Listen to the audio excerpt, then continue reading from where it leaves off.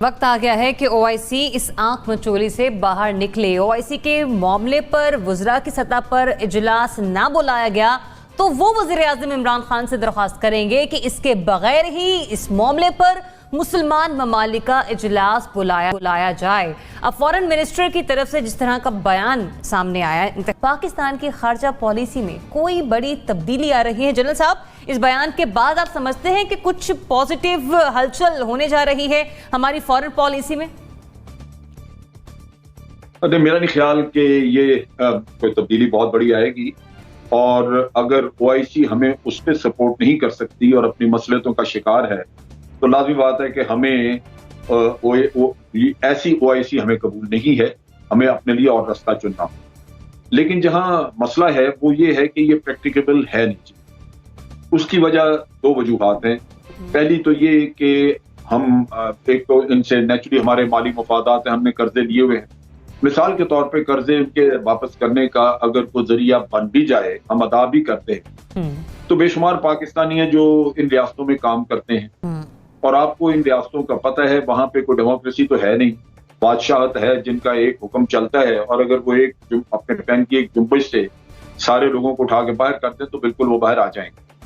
اور پاکستان میں پہلے ہی لوگوں کے معاشی حالات اتنے بگڑے ہوئے ہیں کہ ہمیں یہ قدم اٹھانے سے پہلے سوچنا ہوگا کہ بہت بڑی تعداد میں اگر پاکستانی مڈل ایسٹ سے جو روزگار اب دوبارہ ان کا کچھ چلنے کے کچھ نظر آتے ہیں امکانات، تو وہ اگر ختم ہو گئے تو ان لوگوں کو کون سنبھالے گا یہاں؟ اور قرضے کا تو ٹھیک ہے کہ آپ نے $3 بلین دو ملکوں سے لیا ہوا ہے، اگر دونوں کو ہی آپ کو واپس کرنا ہوگا۔ یہ نہیں ہے کہ صرف سعودی عربیہ کا ہے، UAE اور سعودی عربیہ ایک جگہ کھڑے ہیں اور دونوں ساتھی ہیں۔ سو اگر آپ $6 بلین واپس کرنے کا انتظام کر بھی لیں تو یہ چیز آپ ذہن میں رکھیے کہ لوگوں کی بیکاری بہت بڑھ جائے گی بہت ساری دنیا میں سے، اور اس کے ساتھ ساتھ جو آپ کو ریمیٹنسز آتی ہیں وہ بھی بڑی حد تک آپ کی کم ہو جائیں۔ لہذا ہمیں شاید اپنی پرانی پالیسی پہ ہی تھوڑی بہت تبدیلی کر کے تو آگے پیچھے کرنا پڑے۔ یہ ممکن شاید نہ ہو سکے کہ ہم OIC کو چھوڑ کے ان ملکوں کی خواہشات کے خلاف ان کو چھوڑ کے تو اپنے لیے ایک راستہ الگ کر لیں۔ یہ چیز پہلے بھی بڑی منظر عام پہ آئی تھی جب کوالالمپور میں ایک کانفرنس ہو رہی تھی جو مہاتیر محمد نے بلوائی تھی، اور اس میں ملک شامل تھے، اور ہم نے جانے سے انکار کیا کیونکہ سعودی پریشر تھا ہمارے اور ہم اگنور نہیں کر سکتے۔ تو یہ صورتحال دوبارہ بھی آپ کے ساتھ آ سکتی ہے۔ میں یہیں سے پوائنٹ ایک ایڈ کروں گی، آپ نے سعودی پریشر کی بات کی کوالالمپور کانفرنس کے حوالے سے، چونکہ ہم مقروض ہیں، یہ آپ کا جملہ میں ایڈ کر رہی ہوں، اس لیے ہماری حیثیت OIC کو ٹکر دینے کی نہیں۔ ناصر چوتھائی صاحب، سعودی عرب سے کیش کی مد میں ملنے والے 3 ارب روپے کے قرضے میں سے پاکستان وقت سے پہلے ہی 1 ارب روپے کی ادائیگی کر چکا ہے۔ یہ منسٹری آف فائنانس اور اسٹیٹ بینک آف پاکستان کی طرف سے خبر سامنے آئی ہے۔ جی، $3 ارب، ٹھیک ہے۔ اس کے بعد ہم سمجھتے ہیں کہ جو شاہ محمود قریشی صاحب کا بیان ہے اس کو بھی انہوں نے مد نظر رکھا ہوگا، اور ہم کسی بہتری کی توقع کر سکتے ہیں خارجہ پالیسی میں کسی بڑی تبدیلی کی۔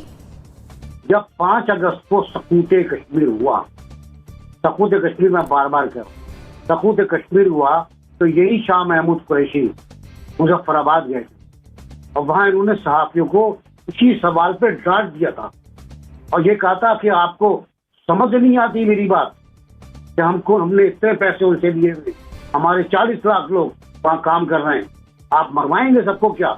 آپ لوگ جرنلسٹ ہیں کیا ہے؟ یہ شاہ محمود قریشی کا اسٹائل تھا، اور آج وہ کل کس کے کہنے پہ یہ بات کہہ رہے تھے مجھے نہیں پتا۔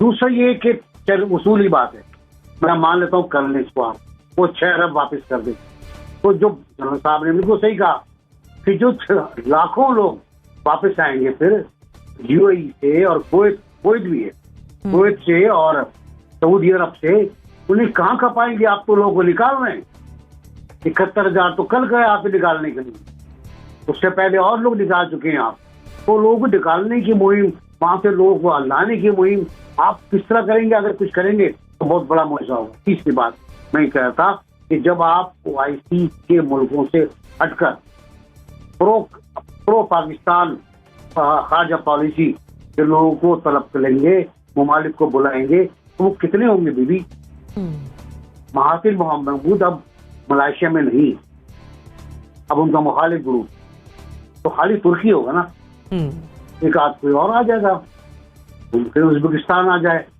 ممکن ہے تاجکستان آ جائے, ممکن ہے ہمارا آزاد کشمیر بھی جو اسٹیٹ ہے وہ آ جائے. کتنے لوگ آئیں گے آپ کے پاس اس کانفرنس کے اندر؟ کبھی سوچا؟ تھوڑا سوچ سمجھ کے بات کریں. کل تو انہوں نے واقعی حد کر, کل تو جو کچھ لوگ جملے کہیں وہ ایک وزیر خارجہ کی شان نہیں تھے, اور وہ آپ سے کہتے رہتے کہ وداؤٹ سعودی عرب. کیا آپ کا خمار ہے, کیا آپ کا غرور ہے؟ اس بات پہ غرور.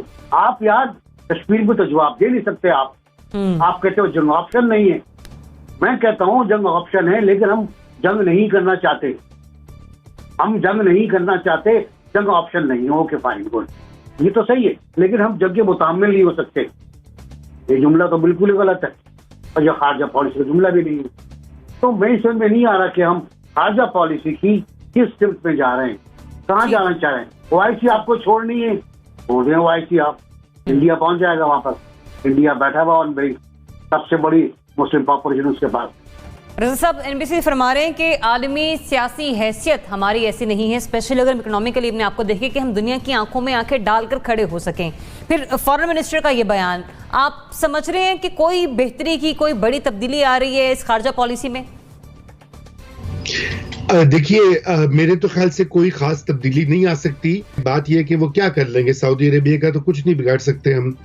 اور جیسا بھی ذکر کیا گیا کہ گلف کی ریاستیں جو ہیں ساری, یہ اکیلا سعودی عربیہ تو نہیں ہے, ان کے ساتھ UAE بھی ہے, اور دیگر جو کنگڈمز ہیں مشرق وسطیٰ میں, وہ بھی سعودی عربیہ کی پالیسی کے ساتھ ہی چلتے ہیں.